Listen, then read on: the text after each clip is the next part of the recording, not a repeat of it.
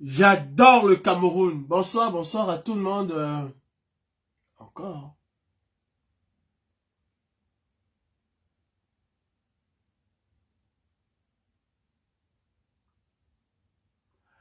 Bonsoir, bonsoir, bonsoir, bonsoir. J'adore le Cameroun. Rentré du boulot très fatigué. Mais le continent ne va pas cesser de nous surprendre. Je dormais même déjà. Hein. Partagez, partagez, partagez, partagez.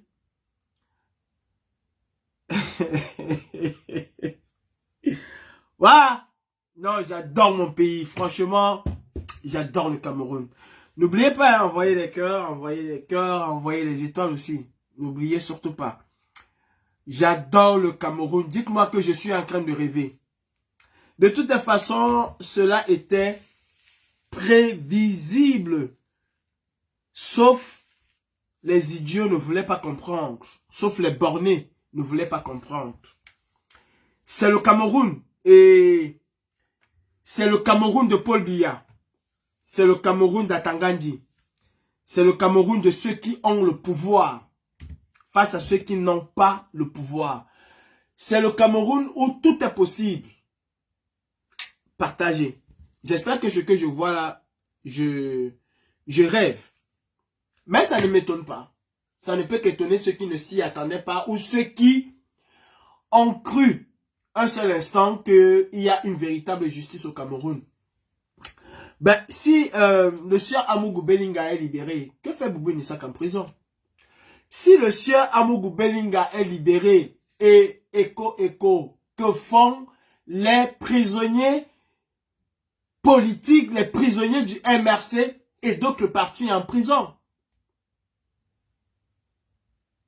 Non mais, j'ai reçu une vidéo tout à l'heure, je dormais.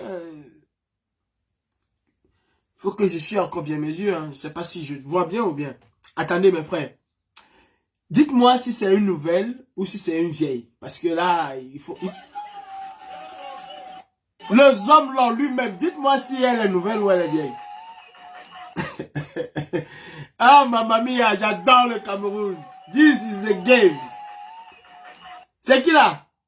Oh, arrête, arrête. C'est qui là? C'est qui là? C'est qui là? Non mais c'est qui là? Oh putain, Cameroun, pays de Paul Biya. Non mais, Cameroun, pays de Paul Biya. On va se réveiller quand? C'est un fake? J'espère bien que c'est un fake. J'espère bien que c'est un fake. De toutes les façons, le contraire ne va pas m'étonner. Comment pouvez-vous m'expliquer que Martinez Zogo a été tué de la pire des façons? Avec la barbarie, je ne sais même pas à quel degré on peut situer cette barbarie. Et que des gens soient en prison pour torture, enlèvement ou quelque chose qui n'a pas de sens. Il paraît que c'est un fake. Il paraît, dans le pays de Paul Biya, il y a très peu de fake. Dans le pays de Bivando Barthélemy, il y a très peu de fake. J'espère que c'est une vieille vidéo. Je l'espère.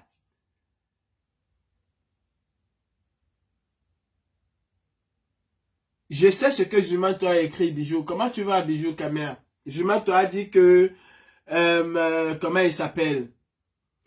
A dit que c'est pas lui, qui ne se reconnaît pas dans tout ce qui circule là. Mais au Cameroun de Paul Biya, il n'y a jamais de fumée sans feu. Il n'y a jamais de fumée sans feu. Dans le pays de Biya, Bivando Barthélemy. Ils n'ont pas fait tout ce faux là pour rien. Je pense qu'ils sont en train de tester. Et ils sont en voie de faire ce qu'ils veulent faire. J'espère que c'est vraiment une vieille vidéo. Je l'espère.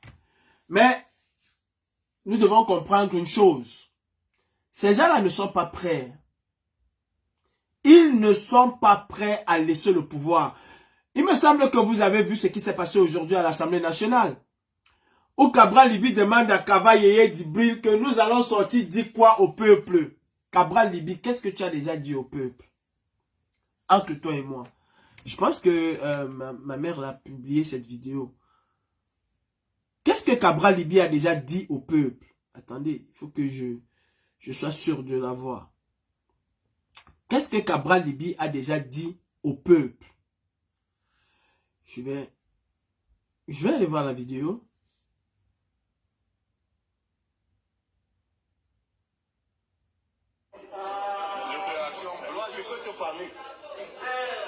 C'est la dernière fois. Tu parles pas là-bas.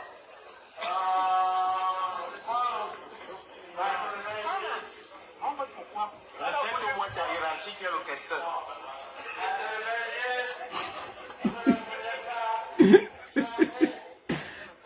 Monsieur le Président, on sort pour aller où le peuple nous a envoyé ici.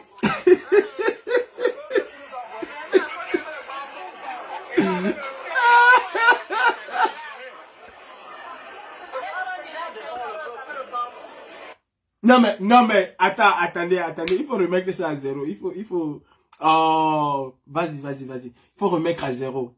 Écoutez d'abord la voix. Non mais écoutez d'abord la voix. Ah, je vais pas te conneries là. C'est la dernière fois que tu... Écoutez d'abord la voix. L'opération bloquée, je peux te parler. C'est la dernière fois, tu parles pas là-bas.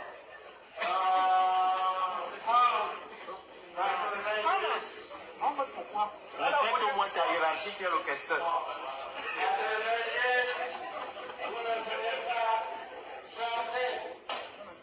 Monsieur le Président, on sort pour aller où le peuple nous a envoyé ici. Le peuple qui nous a envoyé ici.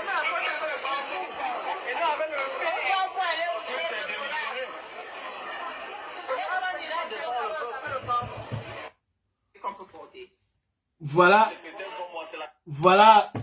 Voilà le pays. Voilà le pays de Paul Biya. Où le président de l'Assemblée nationale, il n'a même plus de voix. Il demande aux gens de sortir de l'Assemblée nationale. Comme si c'était sa maison. Comme si c'était sa maison. Et coigne de répliquer que monsieur le président, on sort pour aller où le peuple nous a envoyé ici. Je dis un coigne. C'est aujourd'hui que tu sais que le peuple t'a envoyé là-bas. C'est aujourd'hui que tu te rends compte que le peuple t'a envoyé là. Qu'est-ce que tu as déjà fait pour le peuple? En tout cas, c'est pas le moment. Pour ceux qui pensent que ces gens-ci sont prêts à partir, que c'est avec le Funkan, avec l'arbre de la paix que nous allons les chasser, nous nous foutons le doigt dans l'œil. Nous nous foutons le doigt dans l'œil. Ces gens-ci, c'est la violence qu'ils vont comprendre. Je dis encore, ces gens-ci, c'est la violence qu'ils comprendront et rien d'autre. C'est la violence qu'ils comprendront et rien d'autre. Continuons à imaginer l'inimaginable. Continuons à imaginer l'inimaginable. Ils ne partiront pas par les urnes. Ils doivent être chassés. D'ailleurs, je vous mets au défi de me montrer une dictature qui est partie par les urnes. Je vous mets au défi de me montrer une dictature qui est partie par les urnes. Une seule. Kavaye Dibi n'arrive plus à articuler. Il est président de l'Assemblée nationale au Cameroun de Cabral Liby. Il est président de l'Assemblée nationale au Cameroun de Samuel Eto'o. Il n'arrive plus à articuler. Le président du Sénat, je ne sais même pas s'il arrive à placer un mot, une parole devant une autre. Et nous pensons que ces gens-là sont dans un logiciel où ils vont partir. Nous pensons qu'ils sont dans un logiciel où ils vont partir. Ce que tu écris là, je ne suis même pas sûr que tu penses ça au fond de toi. Tu écris juste pour écrire. Je ne suis pas sûr que tu le penses au fond de toi. Parce que si tu pensais ça, si tu pensais cela au fond de toi, tu allais trouver des mécanismes pour que cela soit une réalité. Et non un slogan comme tu es en train de le dire. Je ne suis pas sûr que tu le penses au fond de toi. C'est facile d'écrire. Mais comment est-ce que cela va être possible? Tu ne le penses même pas du tout. Du tout. Arrêtons des slogans creux et passons véritablement à l'action. Arrêtons avec des slogans creux, 2025 ou avant. Arrêtons avec des slogans creux. Ces gens-là ne sont pas prêts à partir. Celui qui doute, rendez-vous après les élections. Ils ne sont pas prêts à partir. Tout ce qui se passe aujourd'hui sur les réseaux sociaux concernant Amougou Bellinga, ils veulent voir, ils veulent savoir, ils veulent comprendre. Ils sont en train de juger. Ils sont en train de... Ils veulent voir vraiment ce qui va se passer. Est-ce que nous allons l'accepter? Est-ce que la communauté internationale va se mêler? De toutes les façons, si Reporters sans frontières ne s'était pas mêlé de cette histoire, c'est que jusqu'à ce jour, Amougou Bellinga n'aurait jamais été en prison. Donc arrêtez d'écrire des slogans creux. Vous n'aimez pas le professeur Kamtoke, qui que ce soit, pour venir écrire toujours, arrêtez avec ça. Tu le penses au fond de toi? Tu penses vraiment ce que tu écris au fond de toi? Tu es convaincu? Je ne pense pas que tu sois convaincu. Tu écris juste parce que tout le monde veut écrire. Ou tu écris juste pour faire plaisir à tes mains, je ne sais pas. Tu le penses? Tu le penses? Quels sont les mécanismes que nous mettons sur pied aujourd'hui pour pouvoir contrer le hold-up qui va se passer demain ou après-demain? Tu le penses? Non, je ne suis pas sûr que tu es convaincu au fond de toi. Tu n'es pas convaincu. Tu es juste comme un automate qui répète ce qu'on lui a mis dans un logiciel. Si on lui a dit ABC, il ne fait que répéter ABC. Si tu aimes vraiment le professeur Kamto, commence à penser comment est-ce que tu fais à partir de maintenant pour empêcher ces gens-là de voler en 2025. Il ne s'agit pas seulement d'aller s'inscrire sur les listes électorales comme on pense. Parce qu'il y en a déjà 3 millions qui sont inscrits sur les listes électorales et qui ont décidé de ne pas aller voter. Tu ne cherches même pas déjà à convaincre ces 3 millions de Camerounais, 3 500 000 Camerounais qui sont inscrits, qui se sont inscrits en 2018. Des 6 500 000 et poussières, il y a eu 3 500 000 qui ne sont pas allés voter. Qui ont carrément dit qu'ils ne vont pas voter. Parce qu'ils n'ont pas confiance à ce système électoral-là. On n'arrive pas déjà à convaincre les 3 millions qui ont décidé de ne pas aller voter. Je vais te rappeler que depuis 1997, Biya, depuis 1997, Biya s'est arrangé à avoir dans le fichier électoral presque 2 500 000 Camerounais qui, selon lui, votent pour lui. Est-ce que tu comprends? Avant d'écrire, est-ce que tu comprends? Biya s'est arrangé en fait que 3 millions de Camerounais, il n'y a que 3 millions de Camerounais qui vont voter. Et de ces 3 millions de Camerounais là, depuis 97, ce sont les chiffres de la Banque mondiale, ce sont les chiffres de l'ECAM. Depuis 97, 2 500 000 Camerounais votent pour Biya. Sur les 3 millions de Camerounais ou 3 200 000 Camerounais qui vont voter. C'est mathématique. C'est un calcul très simple. Il y en a qui pensent que il faut que la diaspora camerounaise aille s'inscrire massivement. Qu'est-ce que la diaspora camerounaise pèse sur l'élection au Cameroun? Qu'est-ce que la diaspora camerounaise pèse sur l'élection au Cameroun? Sur une élection, qu'elle soit présidentielle ou législative. Est-ce qu'elle participe même d'ailleurs? Elle ne participe pas. Dans toute la France, vous avez moins de 500 personnes qui ont voté. Dans toute la France. À travers le monde, vous avez moins de 10 000 Camerounais qui ont voté. Quand je vais à 10 000, j'exagère énormément les chiffres. Conscientisons nos frères et sœurs. Conscientisons nos frères et sœurs. Ils ne partiront pas par les urnes. Ils ne partiront pas par les urnes. Ils partiront parce que chacun d'entre nous va prendre sa responsabilité. Ils partiront parce que le peuple, comme un seul homme, va descendre massivement dans les rues. Et préparons le peuple à cela. Il ne suffit pas de dire, en 2025, nous allons gagner. Il y a une chose entre gagner une élection dans un pays dictatorial comme celui de Biya, où il contrôle tout l'appareil électoral. Biya Bikondo contrôle tout l'appareil électoral. Personne ne me dira le contraire. Et les Kame contrôlés par lui. Il nomme qui il veut, quand il veut, comme il veut. Le Conseil constitutionnel est à sa botte. C'est-à-dire celui qui organise les élections est à la botte d'un seul homme. Celui qui donne le résultat final est à la botte d'un seul homme. Et nous pensons que nous allons chasser ces gens-là comme ça du revers de la main. Réveillons-nous. Réveillons-nous. Arrêtons de rêver en couleur. Arrêtons de nous bomber le torse comme on le fait depuis et puis on est toujours au même endroit. Redescendons sur terre. Redescendons sur terre. Et battons le fer quand il est chaud, avec les éléments qu'il faut.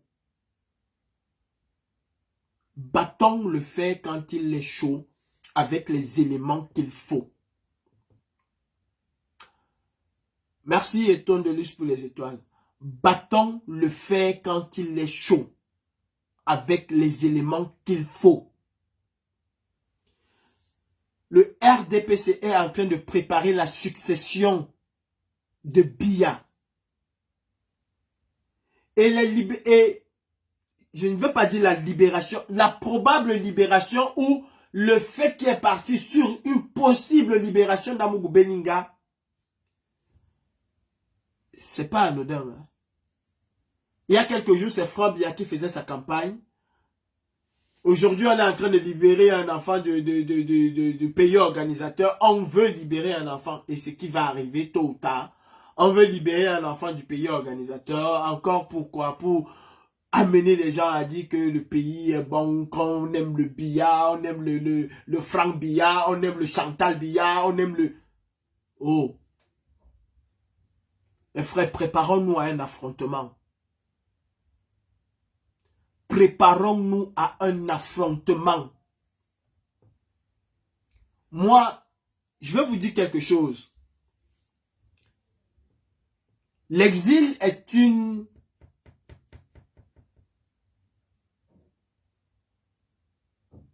Comment je vais dire ça? L'exil est un fardeau. Et un fardeau que l'exilé a le droit de l'enlever. Aujourd'hui, mon combat n'est plus axé sur autre chose que mon retour au pays. S'il y en a qui se moquent, c'est leur problème. Et je n'en ai que de celui qui se moque de mon désir de retourner au pays. Je n'en ai que. Ce que je sais, c'est que l'exil est un fardeau très difficile à porter. Ça, c'est ce que je sais. Si quelqu'un qui est privé de sa terre, de sa famille, de ses proches, de ses amis, qui est privé de son centre, parce que là où on a enterré ton nombril, c'est ton centre. Si cette personne-là vous dit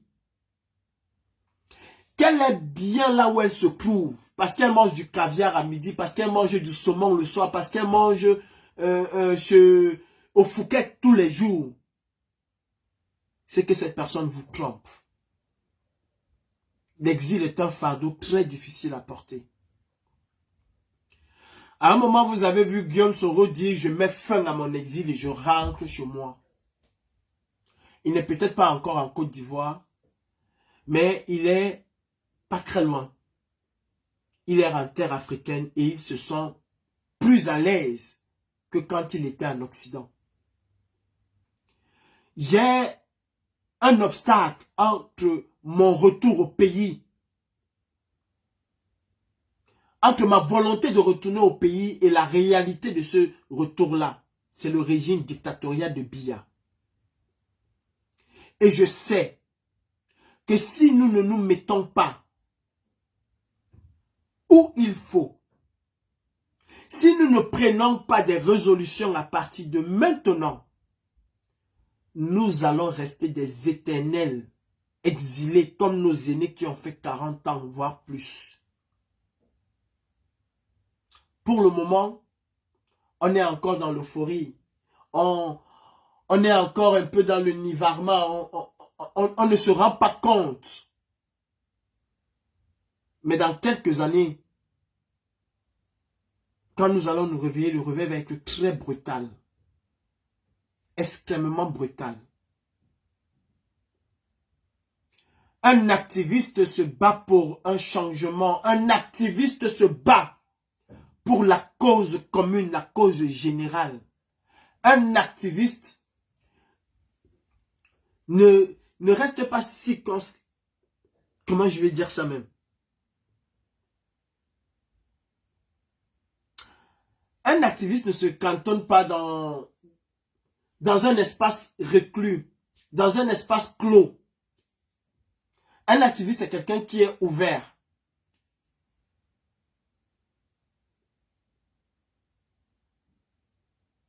Posez-vous la question de savoir si vous êtes des activistes.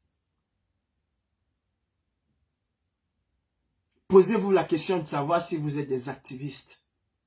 Parce que la réaction d'un activiste face à ce gouvernement, face à ce régime dictatorial, surtout ce régime qui est en train de faire feu de tout bois pour rester au pouvoir, la véritable réaction d'un activiste, c'est la loi du talion. Œil pour œil, dent pour dent.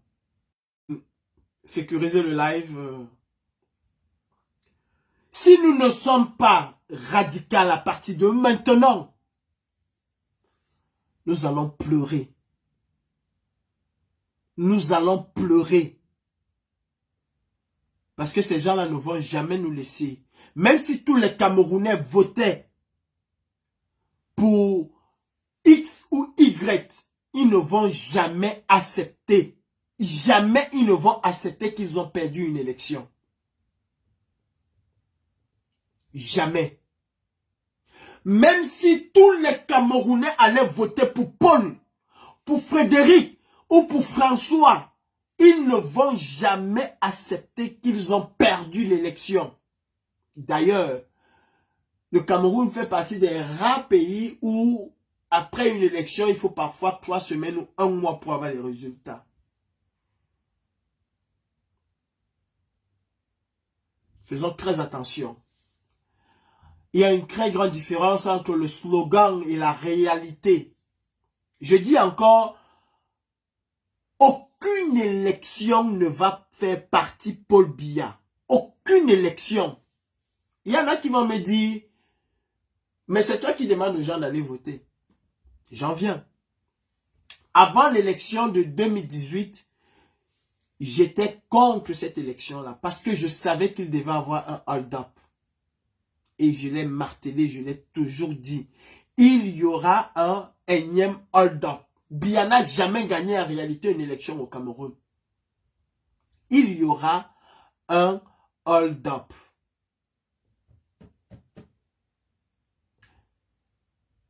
Mais nous avons cru que l'élection serait l'occasion pour qu'il y ait une contestation. Ce fut le cas. Ce fut véritablement le cas. Sauf que cette contestation n'a pas été suivie par ceux qui devaient prendre leurs responsabilités, c'est-à-dire les Camerounais. Si les Camerounais avaient accompagné la Renaissance, le MRC, si le Camerounais avait accompagné la diaspora, avait accompagné la résistance, on parlerait de Biya au passé.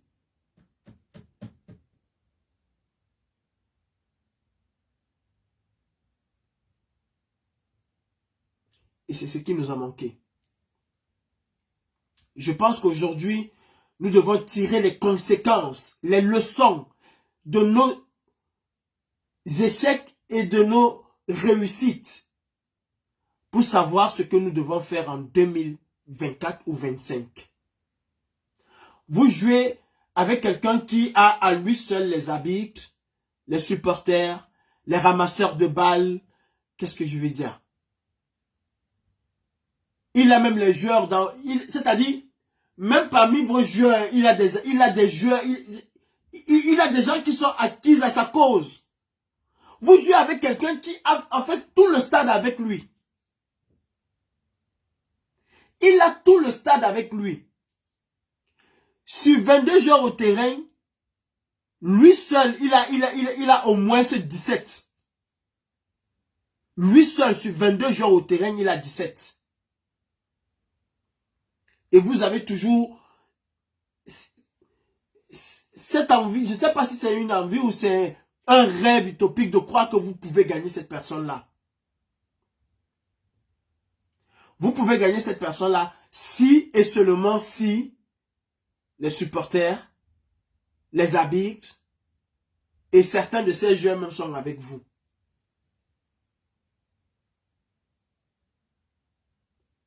Ouais.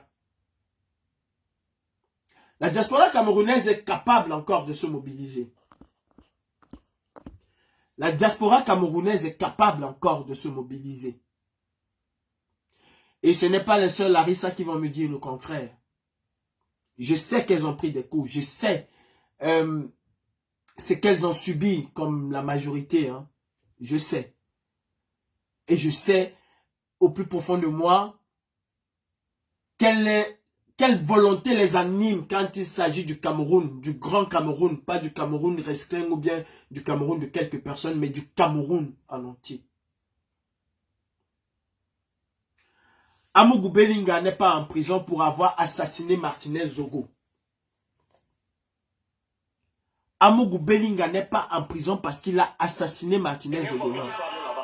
Amougou Bellinga est en prison parce que, soi-disant, il aurait torturé Martinez Zogo. Mes frères et sœurs, réveillons-nous. Réveillons-nous car le véritable réveil va être brutal.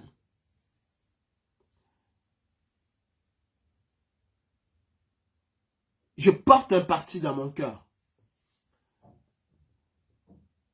Il y a un parti politique au Cameroun aujourd'hui qui sort du lot.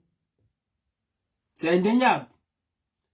Mais si nous aimons ce parti-là, si nous voulons voir un jour un membre de ce parti, un responsable de ce parti arriver au pouvoir, peut-être en 2025, nous devons comprendre que sans aucune radicalisation de notre part, nous n'arriverons à rien du tout. Nous devons éduquer les Camerounais. Nous devons amener les Camerounais à comprendre quel est leur rôle. Qu'est-ce qu'ils doivent faire pour que 2025 ou 2024 ne soit pas comme 2018. Pour que ce qui ne s'est pas passé en 2018, ce qui ne s'est pas produit en 2018, puisse en 2024 ou 2025 se produire. Arrêtons de stigmatiser les Camerounais. Arrêtons d'ostraciser les Camerounais. Arrêtons de diviser les Camerounais. Arrêtons le repli identitaire. Pour que le gouvernement dictatorial de Biyabi Vondo Barthélémy tombe, il faut l'apport de tous les Camerounais.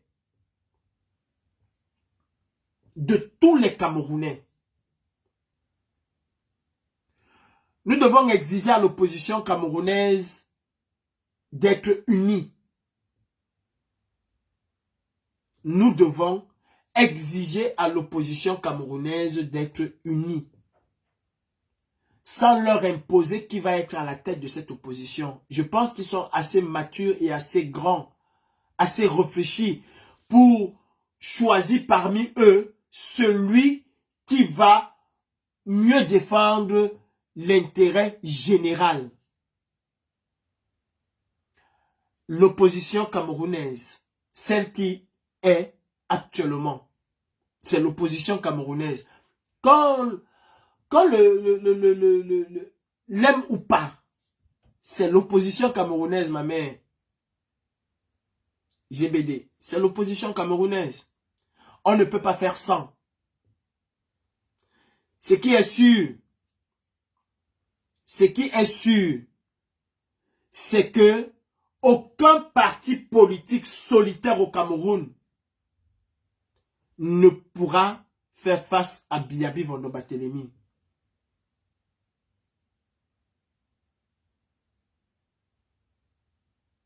Aucun parti solitaire.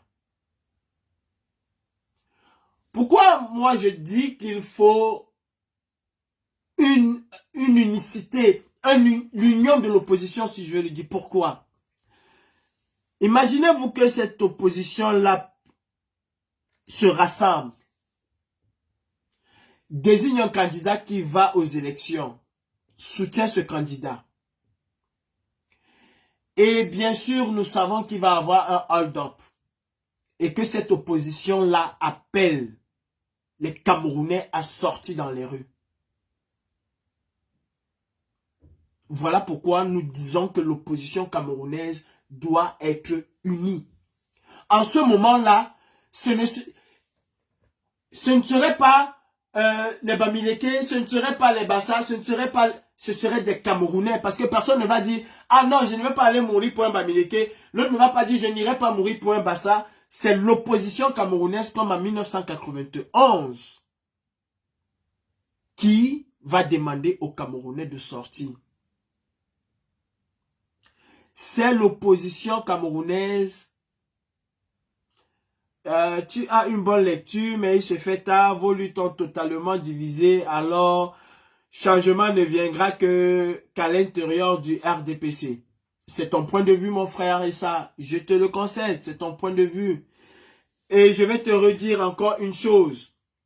Si nous nous retrouvons, monsieur Essa, dans les mêmes conditions de 2018, je referai exactement mot pour mot, acte pour acte, les mêmes choses. Si nous nous retrouvons encore dans la même configuration qu'en 2018, je referai exactement les mêmes choses qu'en 2018.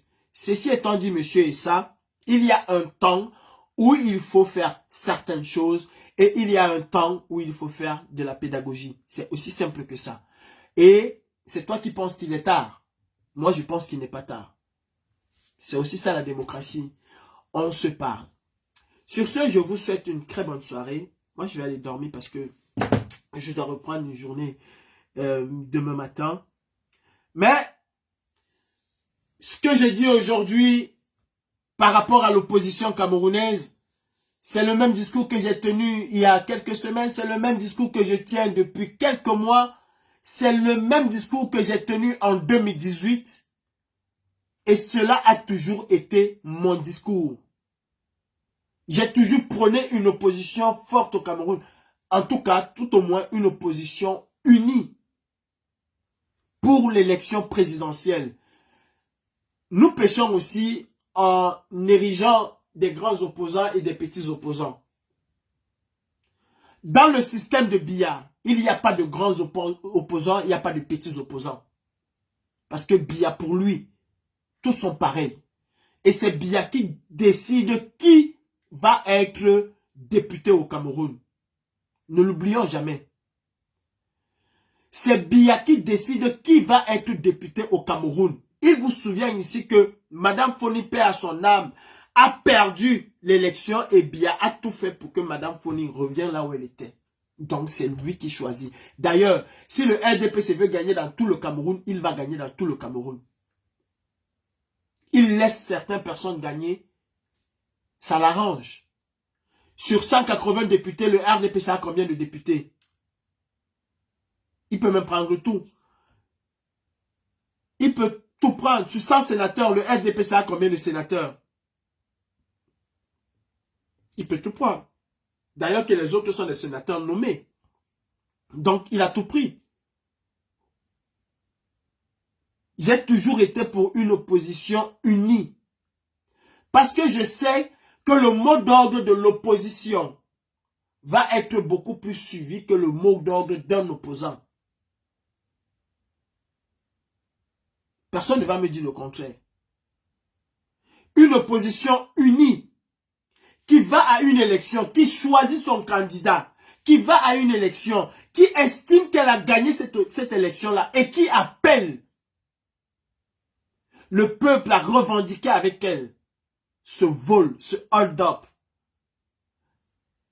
Cet appel va être énormément suivi.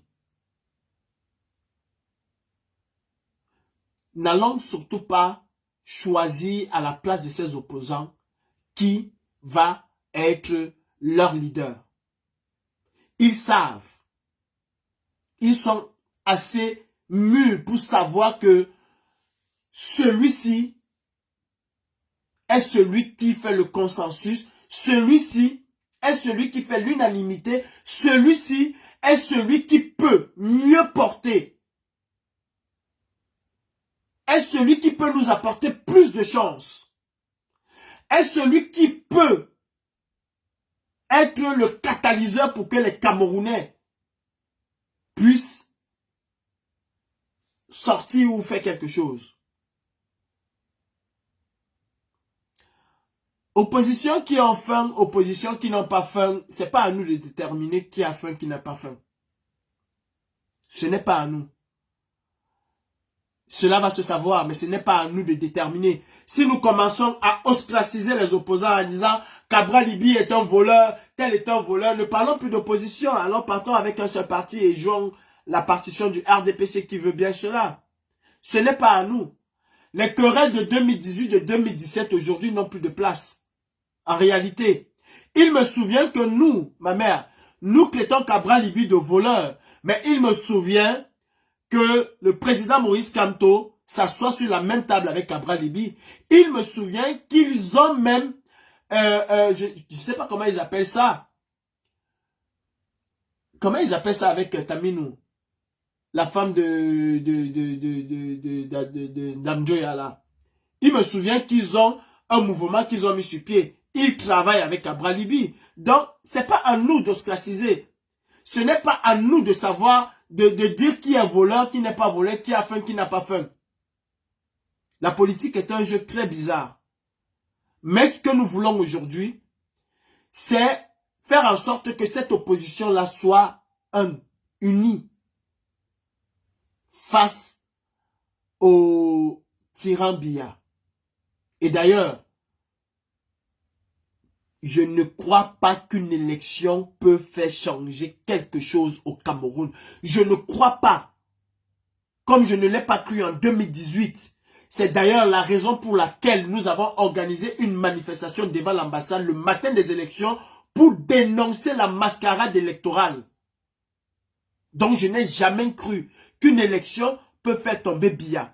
Mais je crois fortement qu'une élection où l'opposition camerounaise va en ordre serré, en rang serré, désigne une personne et que cette opposition-là se bat pour sa victoire volée, je pense que cela peut susciter quelque chose.